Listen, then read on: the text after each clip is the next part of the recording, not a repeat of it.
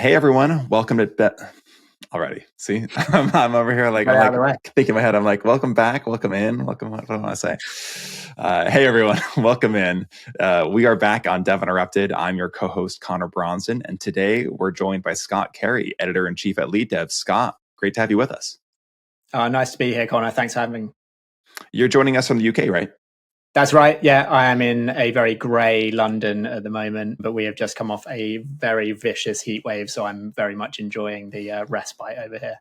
I think I'm in the same boat. And as LeadDev's editor in chief, I know you have an opportunity to travel around the world to meet with thousands of engineers, learn about their content, and hopefully escape those heat waves sometimes. I actually first met you when Dev Interrupted brought our podcast to LeadDev New York to record episodes with some of the amazing speakers you had on site. And we're really excited to be joining you again, this time at LeadDev West Coast in San Francisco, October 16th and 17th. Little pitch, there's a list of mile long of great speakers that we can't wait to meet. If you haven't already registered, especially if you're in the Bay Area, you should definitely do it. This event is not one you want to miss. We'll definitely include a link in the show notes for it. It's going to be a lot of fun. You can meet up with me and the rest of the Dev Interrupted crew. And go check it out after this episode or pause right now and go and register. Scott, given that you have so much access to engineers around the world and engineering leaders, the work you do to plan and program these conferences on different continents, you have your finger on the pulse of the engineering community. And in particular, I want to talk about an article you wrote in July titled, "Where Are All the Laid Off Software Engineers Going?" It really caught my attention, and I think it's an important conversation because it's a confusing time right now in recruitment, particularly in tech, as there's these disparate views around what's actually happening and how strong is the market. But before we dive into that, I know we're saying this term lead dev, and a lot of our audience I know who you are, but I want to make sure that anyone who isn't familiar knows a bit about lead dev and its mission. Can you tell us a bit about it? Yeah, sure. So we're a content and conference company based here in the UK. A lot of people don't know that because, as you said, we operate conferences all around the world, 2 in the US, one in Berlin, and then one here in London at the moment. Yeah, we have quite a simple mission. Our mission is to help software engineering managers get better at leading their teams and delivering software. So really, when this company was started a few years back, it was really at that time when engineering management as an actual kind of discipline really started to emerge, and people started to apply kind of broader leadership skills and frameworks to software engineering. And we really saw an opportunity to help engineers kind of come together and learn those skills and put them into practice. So that's what we've been doing. We do it through our conferences, but also we have a big library of online content, so written content from practitioners and also from journalists covering kind of the really hot topics. And then we also have a regular series of webinars covering kind of the biggest challenges that folks are facing, all the way from senior engineering managers down to staff plus. And that's definitely a mission that resonates with us. Obviously, we're a show that's all about how to improve as an engineering leader, how to learn from others. And I've seen lead dev's role in shaping the narrative of what's happening in the software industry. And in particular, as you point out, in shaping the growth of engineering leadership, which is something that, even though we don't think about it this way, is still fairly nascent as an industry. It is. And we absolutely hope that we, can help in that regard. That's very much our mission. But it's been a really interesting couple of years because, we're coming out of this market where things were really great for a really great time. It was growth, and people had all these resources to kind of throw at the problem. And so it was all about best practice and learning from the biggest and the best companies, and all these kind of engineering management influencers started emerging and writing great books on the topic. Your Will Larson's, your Camille Fournier's, it started to become really clear how to do this at kind of the best level that you can. And what we're starting to see now is a slight shift and maybe a whole new way of thinking about that. So as you know, this industry, it never lets you rest. It never lets you sit on your laurels. So that does bring something up to me, which I think is an interesting segue into this conversation around job transitions and growth. You have a background as a journalist. How did you find your way into this mission? Yeah, and my role here is still brings to bear a lot of those journalism skills, but I now just have a lot more variety to my role because we're programming events, we are running webinars, we're doing sponsored content, we're still publishing loads of written content, which is, my background. That's what my area of expertise.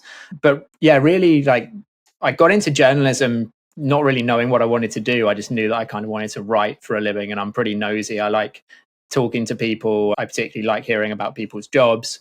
And at the time, this was about 10 years ago, tech was just the hot thing. It just, to me, as a journalist getting into the world of business journalism, looking for an industry to cover, it just seemed obvious to me that I wanted to cover technology.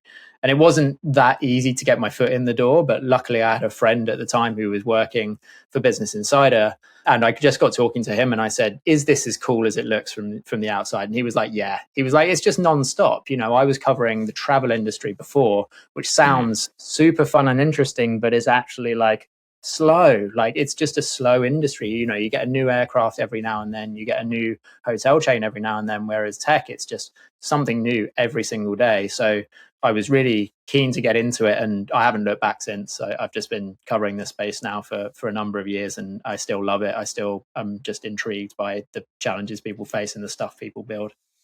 Absolutely agree with you that growth around just new ideas, new things, new concepts is so huge. Like, as someone who also shares, I'll say, a non-traditional tech background, I had a career in political organizing before transitioning into tech. And I think that kind of passion, as you come into it and you realize how much new is happening, how much excitement, how much potential there is, even as we continue to develop certain lines of technology, there's always the next thing, there's always the next opportunity. It really drives home the importance of some of the things we're doing. Even if all that you're doing is making one process more efficient, the reverberations of that worldwide are massive. And because of that, I think a lot of folks were kind of rocked when these massive layoffs took place at, Google, Microsoft, Meta, all over the place, Twitter, obviously.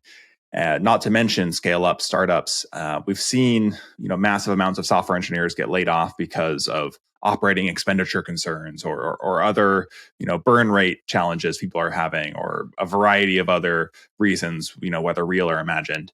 And after this massive run up of success the industry's experienced the last 15 years, it was a bit of a shock to the system. And you wrote a really stellar article about it, of talking about, where all the laid off software developers are going. Can you outline for us a bit about what the conclusions were you've drawn from your research? Yeah, and it was just nice for me to do some writing. I hadn't done any writing in a year since I started this job.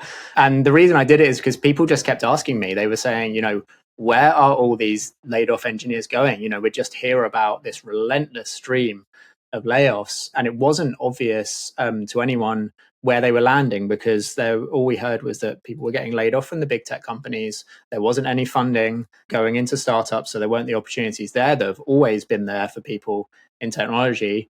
And so everyone was like, okay, obviously they're all going to the enterprise. But then I started talking to people and no one was going to the enterprise. So I just had to, dust off those journalism skills and go out and try and figure it out again. So I spoke to a bunch of, we're really lucky to have really good partners in talent and hiring over here. So I reached out to them to try and dig in some data and seeing what they're seeing in the data, but then also just had some anecdotal conversations with people who'd recently been laid off to find out what their plans were, and just ended up with a really kind of nuanced picture of actually where people are landing. Because when it comes to careers, there is just no singular answer to that question, where are all the laid off engineers going?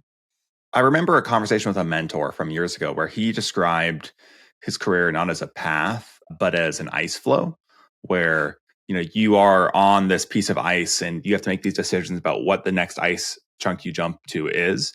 But there is this impact of the currents around you, which might be economic climate, or how's that company doing, or who's the manager going to be. And these currents are things that you can try to project for, but you're not going to be able to fully control. And that's always stuck with me as we think about our career journeys, because I think a lot of folks think, they see someone successful and they think it's a straight line, because it's a lot easier for us to, and a lot more exciting for us to hear about these massive things people have done, and we ignore the pitfalls and the side projects and the odd pathways people took to get there. Even now, after trying to recognize that more. And you had a lot of great personal anecdotes from engineers in that article about how individuals experienced these really challenging layoff circumstances and the factors that heavily influence their next career move. What kind of factors were you seeing affect these decisions the most? Yeah, I think the thing that surprised me the most was just how much kind of personal circumstances played into this decision. Like, that seems silly to say, but like back in the day, it was really just, I'm going to keep moving up the ladder and you don't really have to think too much about this stuff. But when those decisions become a bit more fraught, because that you might have to go down a salary level, or you might have to change industry, or you might have to take on a new challenge that actually requires a lot more hours from you than you were used to doing, and you've got two young kids at home, all these circumstances really play into that decision. And that was coming up time and time again with the folks that I was talking to, because the people who were further along in their career weren't really willing to take that step back to move forward again. So I spoke to one person who had worked in kind of what we would call big tech, or maybe more on the scale up side, but they had a really good salary and a really good role, and they just kind of knew where they stood in the organization. Whereas if they wanted to then go to a scale up and kind of work really long hours to try and get that company to where it is and build a team and change the culture, like at their point in life, like they just weren't up for that challenge. And that's fair. Like, they were planning for retirement. They just needed to work 5 or 6 more years at the salary they were working at, just to kind of, fulfill their plans. And so that was a story I heard a lot. And then there were other people that were the other side of the spectrum, where they're like, right, this is an opportunity. I've just left Google. I've left Facebook. I knew exactly what I did there. I was a cog in the machine. And now actually I've learned all these skills, and I want to go and bring them to bear on somewhere where I can make a real impact. I think the only thing that really kind of hit home when I was having those conversations with people is that those opportunities now are much fewer and far between, because there aren't this wealth of startups coming through because of the funding landscape, because of what's going on in the world, where those opportunities are not just kind of swimming around. So it is difficult for people to find that next step. And so I found a lot of people are kind of sitting tight and just waiting for the right opportunity, which is an absolute privilege for engineers, because a lot of them have earned very well for a number of years, and you can't do that forever. But it is a privilege to be able to kind of sit there and look for the next opportunity.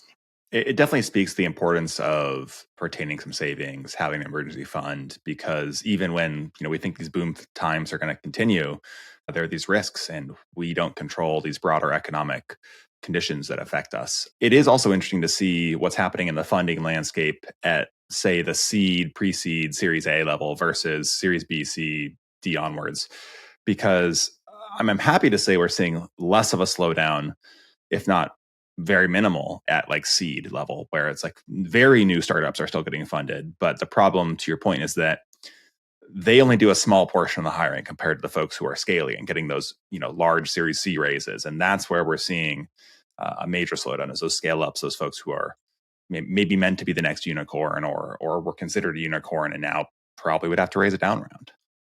Yeah, and honestly, if you're not kind of playing in a really sexy area right now, that funding isn't really there. So unless you are super interested in Gen AI or one of these other areas that's kind of hot right now, there's not those opportunities out there. So it's interesting. I spoke to a few engineers who were kind of transitioning about 3-4 years ago, and they kind of landed at the exact right time, and they kind of know how lucky they are, because they landed in something they were really interested in at a time when they'd just got some fresh funding that was going to give them enough runway to get through this. But there's plenty of other horror stories on the other side of that Totally. That didn't go that way.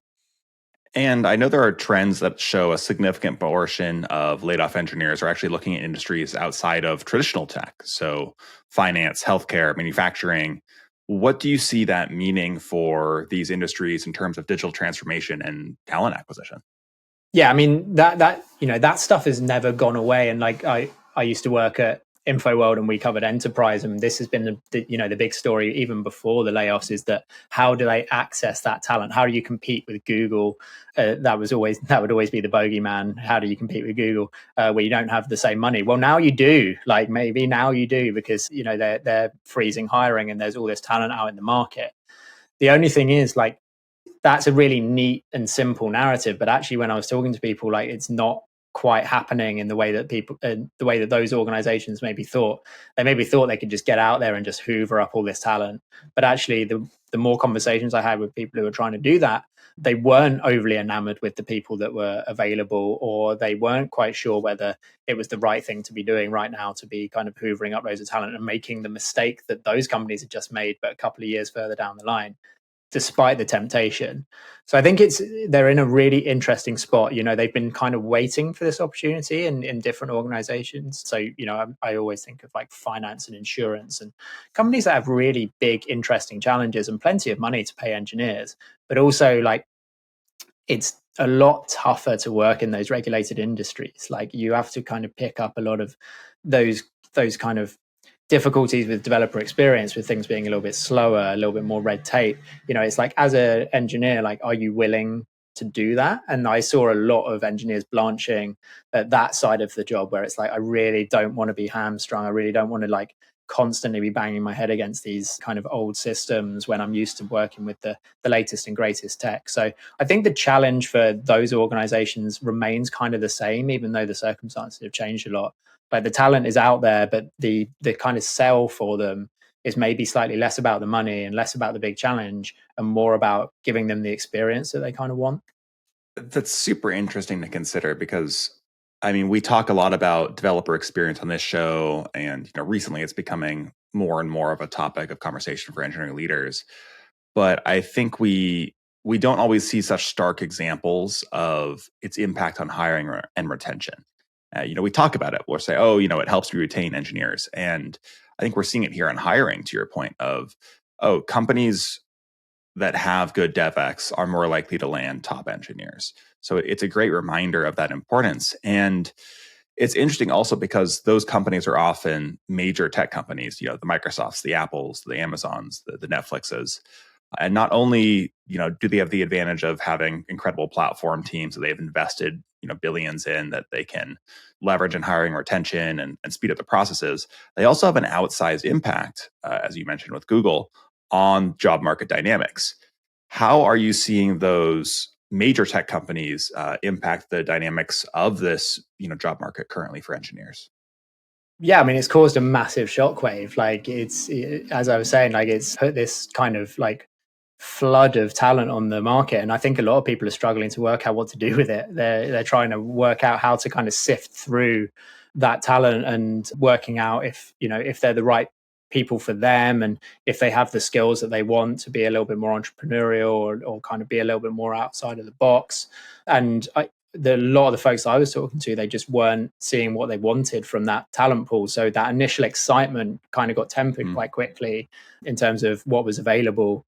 But I do, just to go back to the last point, I do think that these enterprise organizations need to rethink the way that they try and attract engineers a little bit. Like, I think that a lot of it has always been based on the finances. And I think that now, because like I'm seeing suppression of salaries, I think that they can pay them. But actually, what they really should be focusing on is, what's the cool challenge I have, and how are you going to be able to solve it? Like, I think that a big insurance company, like, it seems really unsexy from the outside, but if they start to talk more about the fact that they have this wealth of data and they've got all these exciting ideas, like, you can get engineers excited about that stuff. But I don't think they do a great job of telling those stories and really talking about what they're doing inside their engineering organization, because they're so conservative about sharing stories all the time. So I think that that's really what's hamstringing them more than the finances. A lot of companies are still trying to stick with this tried and true recruitment strategy, and the market has shifted. The dynamics have shifted, and the needs of developers and the desires of developers have certainly shifted. So, are there other areas where you think companies should be adjusting their recruitment strategy as they approach this? Yeah, I think that like focusing on the challenges, the differences, and the DevX as well, I think that are things that I just don't see these organizations do. But outside of that, it's, this is the time for them to try and do that. Like, they've been waiting for this opportunity to have more talent available to them, and to miss it would be a real shame, because the market will bounce back. Like, tech isn't going anywhere. But yeah, I feel like they're kind of missing that opportunity at the moment. You mentioned earlier that the majority of laid off candidates, or at least a large plurality, are not looking to downgrade their positions. What do you think that says about the value proposition and resilience of software engineering roles, even in challenging economic climates? They know their value. Software engineers know their value, and that hasn't changed. Like, I was really like glad to see that even in this market, like, people weren't really willing to make that step back. Like, some of them are going to have to, because like there's lots of circumstances where maybe your visa requires you to get a new job, or you might have a financial situation where you really need to do it. And I think those people will be fine. Like, they will get back to where they want to be. It's a shame. Like, you never want to make that step back in your career.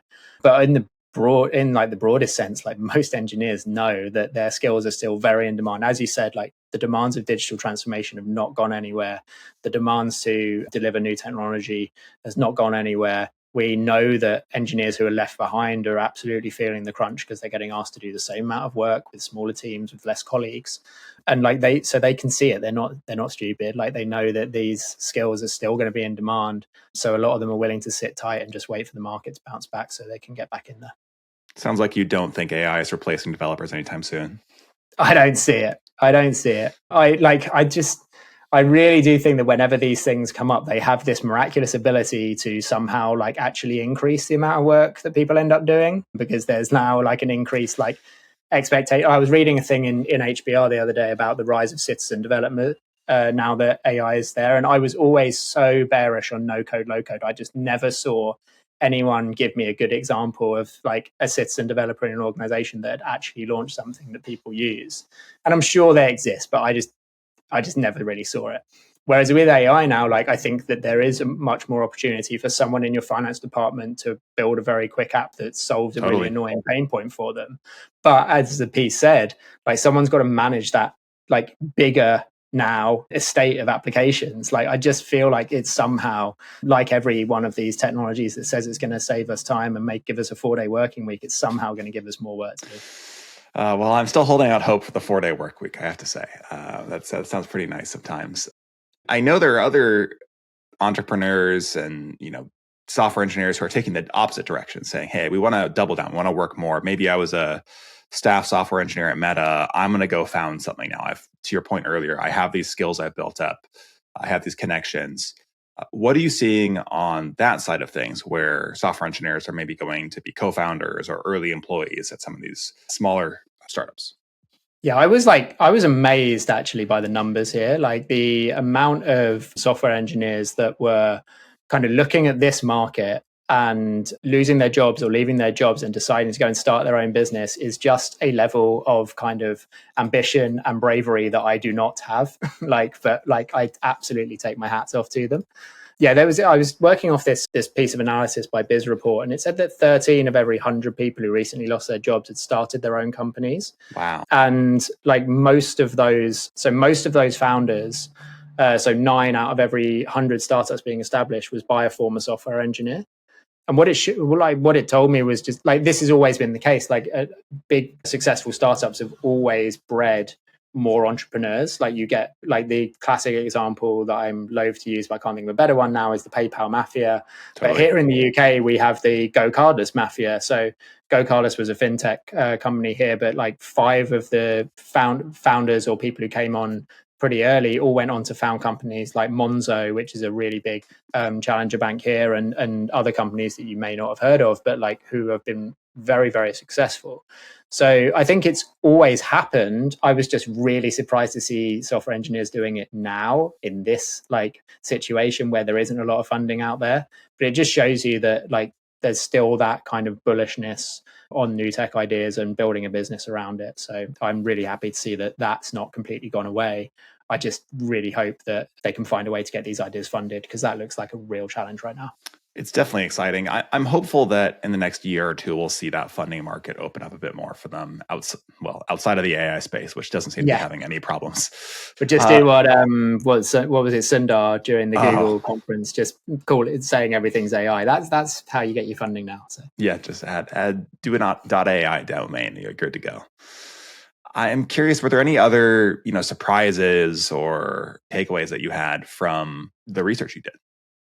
Yeah, not a lot of other surprises. Like, I just think that as you said, like the knowing of their value from software engineers, like that was quite surprising, just how much they could see that and weren't being kind of cowed by what was going on in the market. Like I think a lot of people outside of tech look at it and see a bloodbath, but actually a lot of the folks I was talking to were like, we're not too worried. Like we know it's going to bounce back. It looks like it's a temporary blip. And a lot of these folks haven't lived through this before. Like, and we really like tech rode out 2008 pretty well. Like the last one that would have really felt this way would have been the dot-com bubble, and there's a lot of folks in engineering that weren't around for the dot-com bubble. So yeah, me included. Myself included too. Yeah. If you're not watching on YouTube, we both raised our hands just now. Yeah, not to brag, but not around for that. So yeah, I think that it's a bit new for some people, but I think anyone who has been around for that stuff is going to be kind of sitting there and saying, "Don't worry, son. Like this is all going to be okay." I think that's an inspiring note to kind of end that conversation on and zoom out a bit, because as we alluded to at the start of this episode, you've got great insight into what's happening in software engineering leadership and software engineering broadly. Obviously, one of the major trends that we've been dealing with is what we just talked about. These major layoffs, the impact they're having on the industry, how folks are adapting, huge concern. But there are also other major trends that we've seen this year. Can you talk a bit about what you're seeing and what you expect for the next year or two? Yeah, I think the layoffs element of this is a symptom of like the broader thing that we're seeing, which is just this kind of feeling of unease amongst the software engineering community that like this is the end of boom times.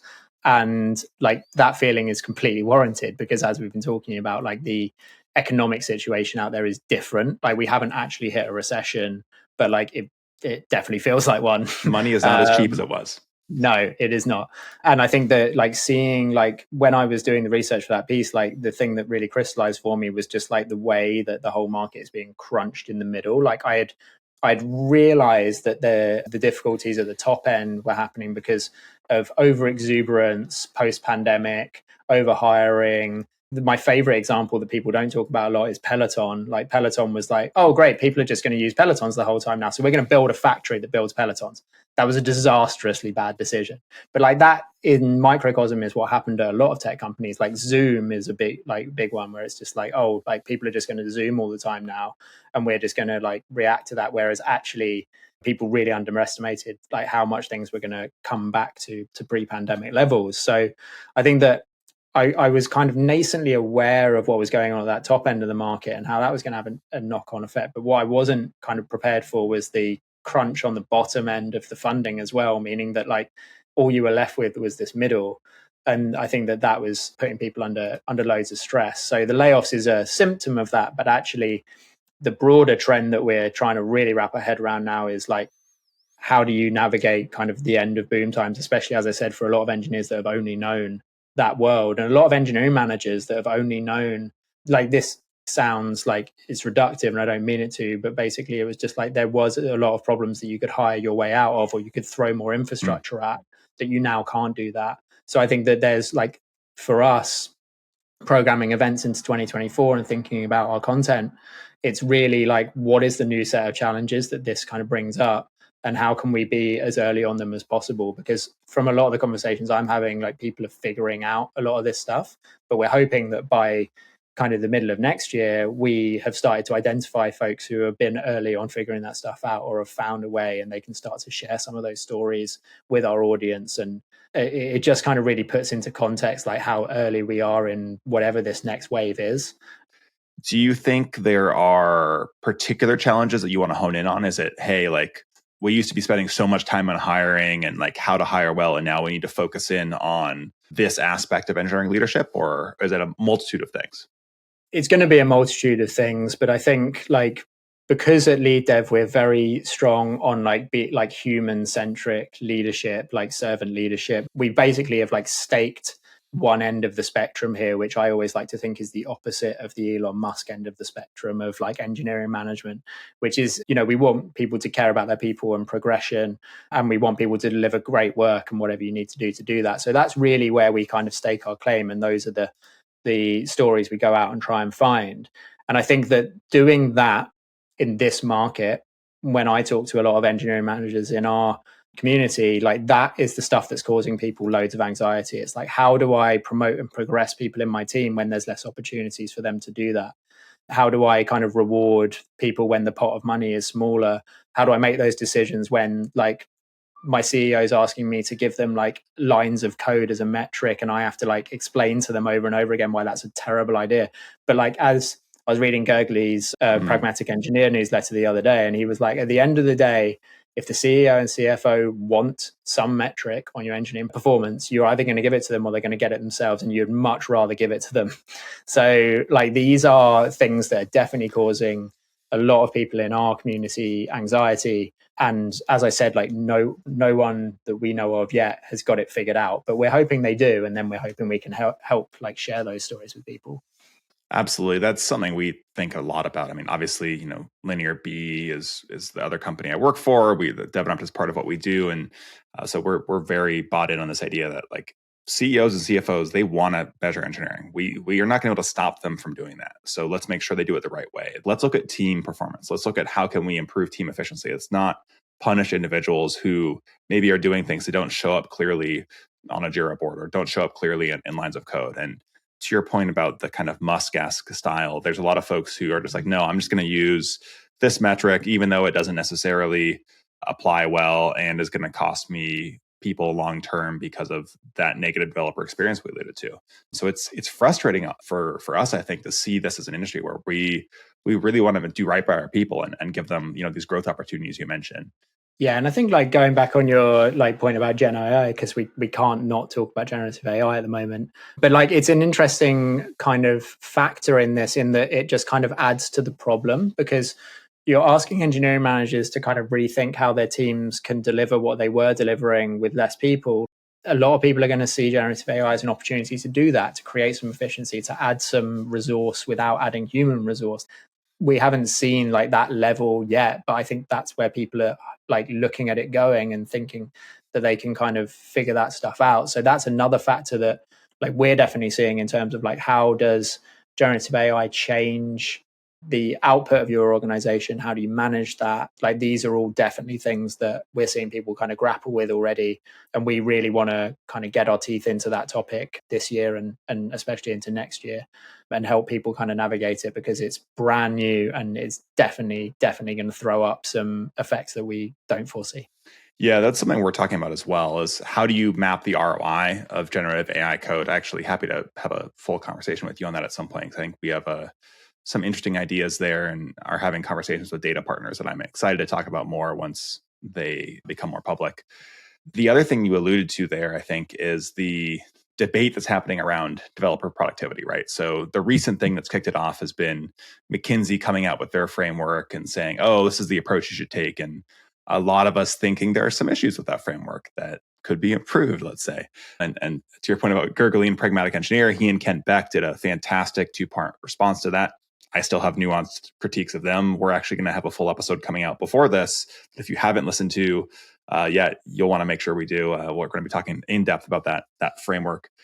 But I think that debate isn't going away, to your point. And No. there's a need for us to be the ones that shape it, because it's great to have us aligned to the business metrics, but if you ignore the operational metrics and the understanding of what happens in engineering, just to say, oh, well, the business cares about lines of code, or the business cares about the ARR delivered by this team, but ignore, maybe that cuts the SRE team, maybe that cuts, security teams. And we need to make sure that we are actually the ones shaping that conversation and bringing the expertise. And I think engineering leaders who kind of just say, oh, well, I don't want to have these metrics, I want to ignore this conversation, we're not going to be able to. It's just not where the industry is going. And the CEOs have this expectation of sales and marketing and CS that have these metrics that they can easily understand and have been able to do it for a while. And we're coming out of our nascency that we talked about earlier, where engineering leadership was this like very niche new thing, and now it's worldwide and growing, and there's more and more engineers. We have to start evolving as an industry, and so let's make sure we do it in a way that's healthy and improves developer experience, lets us become more efficient, supports teams instead of punishing individuals. Yeah, we've actually just closed the survey because we're doing a team performance report later on this year that we're really excited about. that when we, started planning it, this wasn't the big topic of conversation in engineering management, but it suddenly has become it. And we really wanted to go out and find out, just what were the two ends of the spectrum there in terms of like, what are the metrics that are useful? What are the ones that aren't? What are the challenges people have reporting team performance? How do you align that with business goals? We really just wanted to try and finally get a handle on it, because like the more you read about it, like the less you know seemingly with this, because it just seemingly is a really, really difficult nut to crack. And I think the answer is probably that's because it's going to be individual to your organization. Has to be customizable. Has to be. Yeah, exactly. You've got to take the tools that are available and adapt them to your organization depending on what you need. Because like, as we saw in the initial results that we're going to be publishing in October at our West Coast conference, is that some metrics clearly are important to everyone, but then there's others that are important to smaller groups of companies. That doesn't mean that those are the wrong metrics. It just means that they're appropriate to them. And that's kind of a big lesson for us in this space that no one's really figured out yet. Yeah, there's going to be a lot of incredible data coming out this fall that I think will really shape the next stage of that debate. So, the next stage of the Google Dora report, which is obviously kind of the industry standard. And to your point, like it forms a foundation of a lot of what we do, but needs to be adapted for some organizations. Maybe they care about different metrics versus others. I'll say we're also going to be releasing a full updated benchmarks report. So building on the Dora research, taking all of the data from the platform teams that we work with and establishing what are the standards that we see across teams at the elite level, the lower end. How can you think about these general benchmarks? But you have to go beyond that. Like those are just tools to kind of help you begin to understand and build a framework. Your organization needs to customize based off of what actually delivers value for your team and for your business. And depending on if we're using pair programming regularly or mob programming, or everyone's using individual PRs and working async, there are major changes in what you need to be considering. So I appreciate the care that you and your team are bringing to that conversation, because I think it's really important. And that's something we talk a lot about, is like making sure every organization can program and customize their approach, because without that, I think there's huge risks to applying a one size fits all framework like some folks have tried to do. Yeah, and I love that benchmarks report. We just don't have the data that you guys have. So yeah, it's always a must read for me.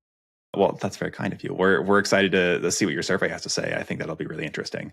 And speaking of that, that's a great segue for us to talk about LeadDev West Coast. Where can folks go to learn more? Yeah, so leaddev.com, you've got all of the events at the top of the page there. You've got LeadDev, which is our kind of flagship conference for engineering managers. But also we have Leading Eng, which is for your kind of director, VP, senior. It's a very different format. It's much more intimate, more roundtables. You spend a lot more time kind of getting to know the other people in the room than you do at LeadDev, which is that more kind of theatre style conference. So, we've kind of got something for everyone there. And yeah, all the details are on there. And then also at the bottom of the page, you'll find there's a contribute link where if you want to write an article for us, or if you want to submit a talk for one of our other conferences or West Coast next year, you can get all the details there as well. Highly recommend checking out that contribute link, because there are some fantastic talks. I know you get 600 plus talks per conference. It's amazing. Yeah. Our host in London, Mary Williams, said that it's harder to get into LeadDev than it is to get into Harvard, which we are dining out on. So that is a great line. I will say you put together some fantastic articles. We referenced the one you wrote. We've had the pleasure of writing a couple, and there are folks from all over the industry. Definitely recommend checking it out and reading more. And I think we're really excited to publish one of yours in an upcoming article on our Substack too. So thanks so much for this collaboration and for coming on the podcast, Scott. It's been a pleasure to talk with you as always, and can't wait to see you in a couple of weeks. Yeah, thanks, Connor. Thanks so much for having me. It's been a blast. Thanks for listening, everyone. And Scott, we'll see you and hopefully some of our listeners in the Bay Area, October 16th and 17th. Come say hi to Dev Interrupted. If you do make it, we will have our giant dome where we'll be recording podcasts all day. And come say hi to Scott as well. We love to meet the people from the community. And we'll also see you next week for another installment in our series on the journey of an engineering leader. Thanks so much, folks.